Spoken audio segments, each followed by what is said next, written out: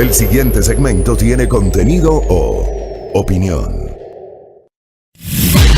La entrevista en A Primera Hora. Analizamos los hechos del momento junto a sus protagonistas. Muy bien, 7:50, saludo a Santo Domingo de los Áchilas, enlazados con nuestro canal Majestad Televisión en la querida provincia de Santo Domingo. Gracias por la sintonía. Continuamos con nuestro espacio. Dialogamos y vamos a retomar el tema de la situación jurídica ahora del excontralor Pablo Celi, y le damos el buenos días al doctor Marcelo Ron, quien patrocina la defensa del doctor Pablo Celi. ¿Cómo le va, doctor? Bienvenido, buenos días. Buenos días, Fabricio, un gusto estar en el programa de ustedes. Gracias. A ver, luego del juicio político de ayer, evidentemente son dos cosas que en teoría van por cuerdas separadas. El enjuiciamiento político, que ayer desembocó en una censura, y la investigación que lleva adelante la Fiscalía, por la cual hay una instrucción fiscal y el doctor Celi sigue detenido, está bajo prisión preventiva. Pero ¿cómo evalúa hoy la situación del doctor Celi luego de los episodios de las últimas horas? Bueno, considero que la situación jurídica de Pablo Celi sigue en la misma circunstancia anterior.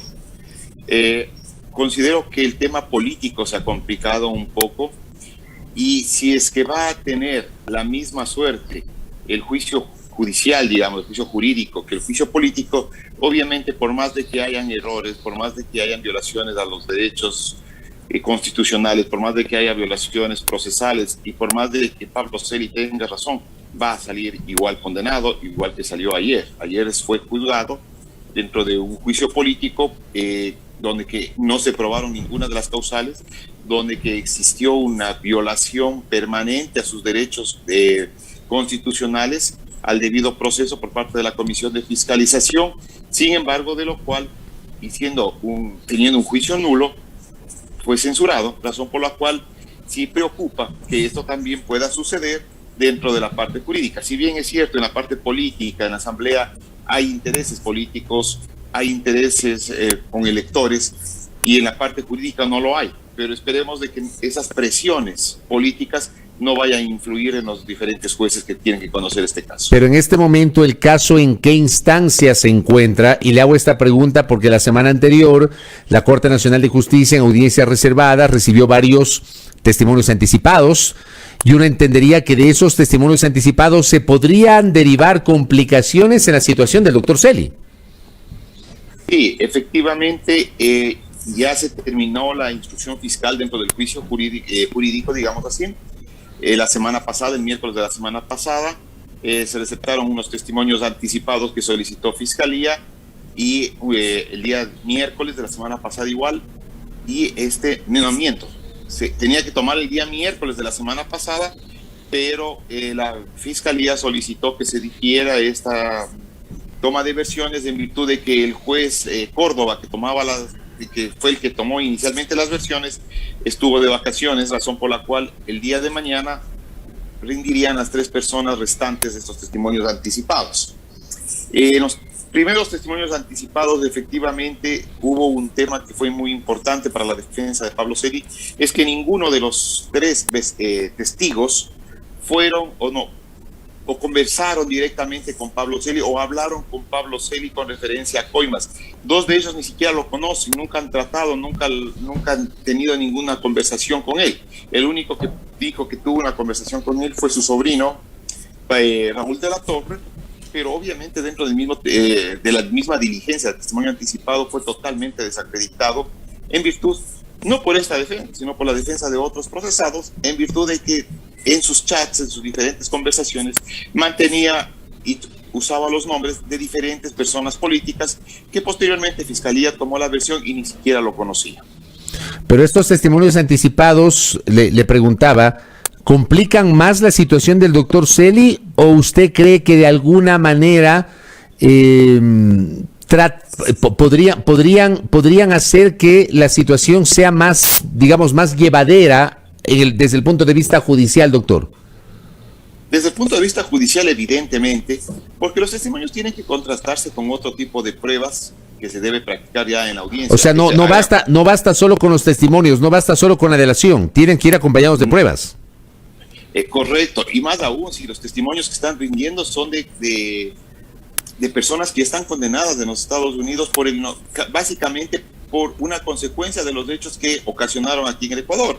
Y cuando los testimonios que están rindiendo son de supuestos testigos protegidos que lo que debieron es estar procesados dentro de este juicio, porque ellos fueron los autores directos del cometimiento de los ilícitos. Raúl de la Torre fue el que pedía las coimas, el que, digamos así, el que iba a cometer el delito de cohecho, el de concusión, porque era funcionario público. Las personas de Nolimi eran los que también participaban en este hecho, dando dinero, y por eso fue la razón del enjuiciamiento allá en Estados Unidos, por el blanqueo de capitales que estaban realizando Raúl de la Torre, es decir, por otros hechos diferentes a los que aquí estamos haciendo. Aquí estamos hablando, en nuestro país se está hablando de una delincuencia organizada por supuestamente exigir las coimas, pero allá en Estados Unidos fue el juicio por el tema del blanqueo de capitales. Son totalmente hechos diferentes, pero sin embargo aquí la señora fiscal dijo que no era procedente del enjuiciamiento a ellos y les beneficia dándoles la calidad de testigos protegidos. Pero ese testimonio de Raúl de la Torre termina vinculando a Pablo Celi. Realmente no, porque es un testimonio referencial, porque él dice que nunca le constó nada con referencia a entrega de dineros ni nada con referencia a los hechos a que él conocía los hechos. Entonces viene a ser un testimonio referencial en el caso Contraloría, lo que no sucede en el caso Petroecuador, que hay que diferenciar. Aquí en este proceso hay dos temas concretos, porque en el caso Petroecuador sí detalla con lujo de detalles, digamos así, valiendo la redundancia, de todos y cada uno de los hechos, cómo se fueron desarrollando en el tiempo. En el tema Contraloría lo topó. Si la versión de él duró como 3 horas, yo creo que no se demoró más de 1 minuto en topar el tema de Contraloría, al decir que en algún momento tuvo una reunión con Pablo Celi y que le comentó que su hermano estaba hablando de estos temas. Eso fue todo lo que dijo con referencia a Pablo Celi. Porque se supone que esta investigación judicial nace porque supuestamente había una suerte de colusión entre 3 instituciones, Petroecuador, la Secretaría de la Presidencia y la Contraloría, para ejecutar actos de corrupción. ¿Usted salva la responsabilidad de la Contraloría en este presunto entramado? Es que el tema, desde ahí ya comienza mal la teoría del caso de Fiscalía, porque Fiscalía en su primera audiencia, en la audiencia y formulación de cargos, decía que para que Nolimi, la empresa que es parte de esta trama de corrupción que ha existido en el país, pueda cobrar las facturas a Petroecuador, necesitaba que Contraloría desvanezca las glosas que tenía presentadas. Y ahí comienza el primer error de Fiscalía, por cuanto los beneficios o los derechos contractuales que tienen las partes no tienen nada que ver con las glosas que pueda emitir la Contraloría. En otras palabras, no era un requisito que la Contraloría desvanezca glosas para que pueda cobrar o no Nolimi. Es decir, si Contraloría ratificaba las glosas de Nolimi, igual podía cobrar Nolimi a Petroecuador, e igual se iban a generar el pago de esas coimas que se habló en el testimonio de Raúl de la Torre. Por lo tanto, ahí ya queda sin un brazo la teoría de la Fiscalía General del Estado. ¿Y qué debería pasar mañana? Mañana se reanuda la audiencia y mañana se terminan los testimonios. ¿De allí qué se viene, doctor? De ahí viene el tema de la audiencia preparatoria de juicio, que yo considero que ha de ser aproximadamente dentro de unos 30 días, que se debe efectuar por las agendas que tienen los jueces de la Corte Nacional, y hacer una audiencia que va a llevar algunos días. Obviamente tienen que organizar bien este tiempo, y de ahí veamos el resultado, qué es lo que va a pasar el día de la audiencia preparatoria de juicio, que indiscutiblemente, como se han venido dando las cosas, más allá de que tengan o no una motivación jurídicamente firme, sino básicamente basándose en subjetividades y conjeturas, que es lo que ha estado manteniéndose por este momento, hasta este momento, Fiscalía y el propio juez que maneja el caso. Obviamente consideramos que va a haber un auto de llamamiento a juicio. O sea, usted lo da por descontado de que eso va a ocurrir, que esa será la consecuencia de todo esto. Pero mire, si ayer tenemos un ejemplo, teniendo un juicio político nulo, un juicio político que tenía muchas muchas violaciones al proceso, al debido proceso, a la Constitución de la República, a tratados internacionales, lo censuraron. En este caso tenemos lo mismo, no existe una prueba en contra de Pablo Celi, más allá de unos testimonios preparados por Fiscalía que lo hemos denominado como los testimonios de condena, porque en base a esos testimonios pretenden condenarlo a Pablo Celi y en base a conjeturas que saca Fiscalía y subjetividades de Fiscalía, lo cual violenta el principio de objetividad que debe tener la justicia ecuatoriana y el derecho penal. ¿Por qué? Porque no tienen ningún documento, no hay un chat, no hay una transferencia, no hay un correo electrónico, no hay un testimonio de una persona que diga que Pablo Celi conocía de los hechos, que Pablo Celi recibió dinero, que Pablo Celi les pidió, que Pablo Celi habló de desvanecimiento de cosas. En absoluto no hay. Pero hay testimonios de funcionarios de la Contraloría que dicen que el propio doctor Celi les pedía determinadas cosas. Ese es el testimonio de una persona. Del señor Miño me parece que es, ¿no? Niño, y que mañana rinde justamente su testimonio, al que le dan la calidad de testigo protegido cuando es él el que firma las resoluciones de desvanecimiento de glosas con un claro desconocimiento, según él, ¿no?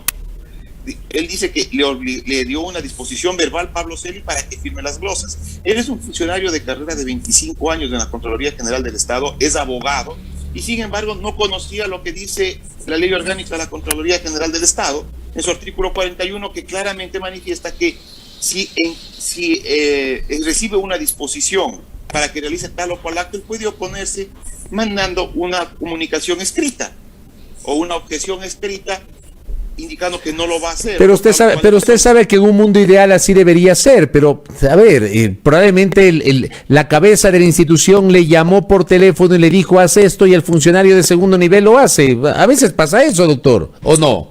Sí, a veces pasa eso, pero tenemos que tomar en consideración una cosa, que aquí el derecho penal juzga el acto, no al actor. Y el acto es la firma de las resoluciones de desvanecimiento de glosas. ¿Quién es el que firma?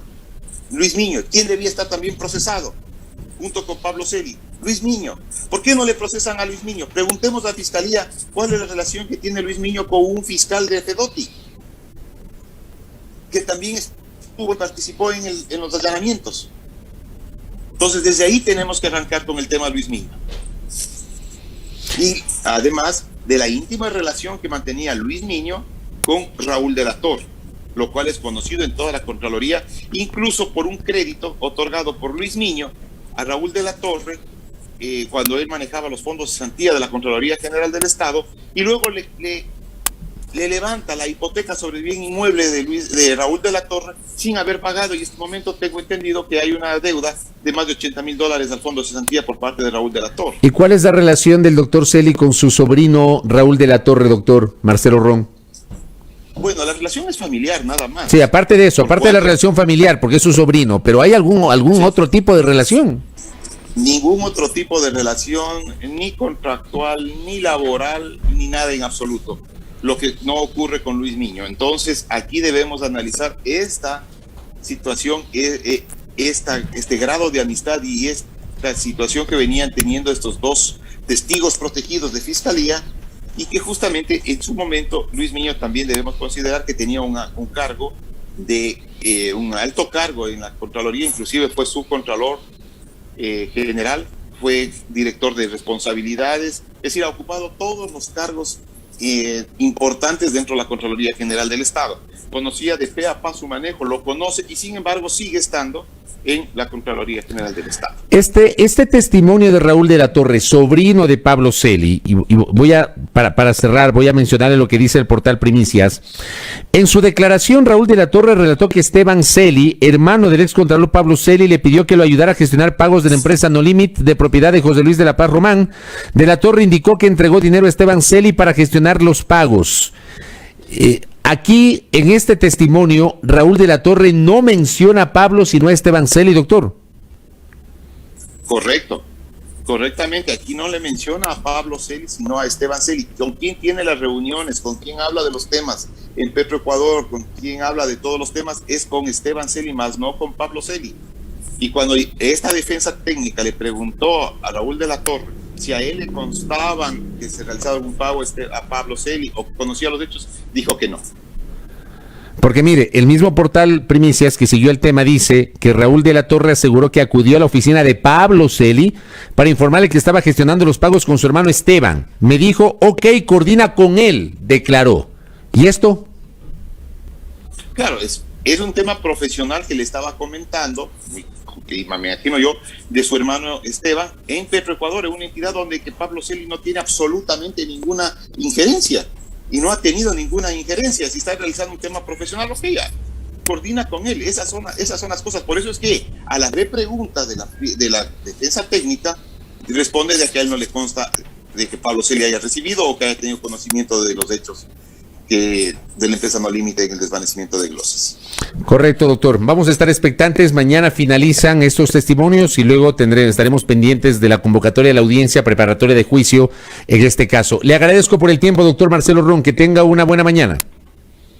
Buenos días y una gran mañana, una buena semana de lo que queda. Y gracias, Fabricio. Gracias. El doctor Marcelo Ron, abogado defensor del excontralor subrogante Pablo Celi de la Torre. Ahí tienen ustedes igualmente la visión del abogado en torno justamente a lo que ha pasado, ¿no? Y me quedo con esta última reflexión y también compartir lo que me comenta la abogada Soledad Montero, que está en sintonía. ¿Cómo asegura no tener ninguna relación con De la Torre si lo recibe en su oficina? ¿Ya? O sea, Raúl de la Torre es sobrino de Pablo Celi y sobrino de Esteban Celi. ¿Cómo se asegura que la relación no es solo familiar, o es solo familiar y no tiene que ver con otros temas? Bueno, para eso está el procesamiento judicial, pero quedan en el aire evidentemente esas inquietudes que hemos planteado al abogado. 8 de la mañana con 8 minutos en A Primera Hora.